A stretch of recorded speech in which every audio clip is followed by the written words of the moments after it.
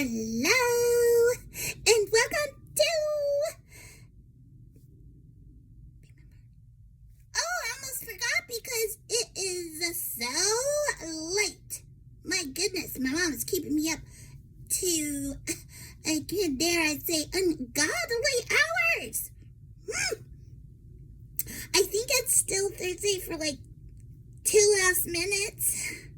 Yeah, so... Is that not right? Thursday! Yay! I'm really glad to be here for that. Because that's not right! Sorry. Yeah. Well, we've been pretty busy with a lot of sorting through things. Yeah. And that's exactly what I want to talk about today, ever so briefly. When you hold on to things, and I mean hold on to things, we've been talking about this quite a bit today. Yeah, I guess we did start out talking about it with, like, the area of forgiveness. We were talking about that in the Women of Grace group. Yeah, it's Women of Grace today. And we talked about WWF. Hey, whoa. Sorry. Yeah, it just got me all hyped up because WWF stands for Women Who Forgive. And, yeah, that's one way that we can let go of things that are very burdensome, and holding on to it is not right. Yeah, I know. You can tell by the way that it makes you feel. Burdensome is a great word. And then we got into some of the other actual things that we had to go through and let go of. I'll say, let go. Okay. Yeah. Because when you hold on to all this stuff, it's not right. And I have a very good basis for saying that. Not just because of the way it makes us tired from going through things, but because the Bible has something to say about it. That's an even better reason. And, Mom, I don't think I have these memorized. Can you read them? Sure. I think I have them right. The notes. So we just, found just a simple search on Google will give you a few really good verses from the Bible. Even artificial intelligence gets this enough to just make it plain. So let's read what came up. Yeah, let's get to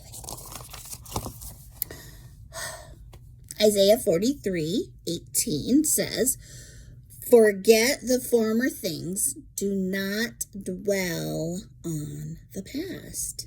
And some of the things that I've held on to is a lot of things that help me to dwell on the past. Yeah,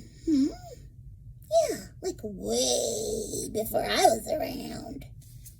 Yeah. So enough said, right? How about the next one? I'm just going to give you 3 to think on before bedtime. Matthew 19:20. Do not store up for yourselves treasure. Can you repeat that? Do not store up for yourselves treasure on earth. Thank you. One more time for good measure. Do not store up for yourselves treasure on earth, where moths and vermin, yeah, destroy, and where thieves break in and steal. Can't hold on to anything here. I'll say. You can, but you shouldn't. You can try. You sure can. And the last verse that we'll read tonight is Matthew 19:21-24. And actually, this it summed up in the Google search that in these verses, Jesus tells a young man to sell his possessions and give everything. Do you want me to repeat that? You already know. Give everything to the poor. And what do you guys think about that? Good question. I like that you posed that. I mean, it seems so extreme, okay? And I will admit, these verses I'm taking out of context. Jesus may have been really trying to punch a point here and not give a command for all time to all people. But the concept is definitely what he was trying to impress upon this young man was not just for him. It was obviously included in the Bible for us. So how hard would that be for you? I'm asking myself too. He's saying sell all, because sometimes I'm like, I could sell this. This is valuable. But then give to the poor. Give where it's needed. Don't hold on to what you don't need. Okay? Make it useful. So with that said, let's get some rest finally up in here.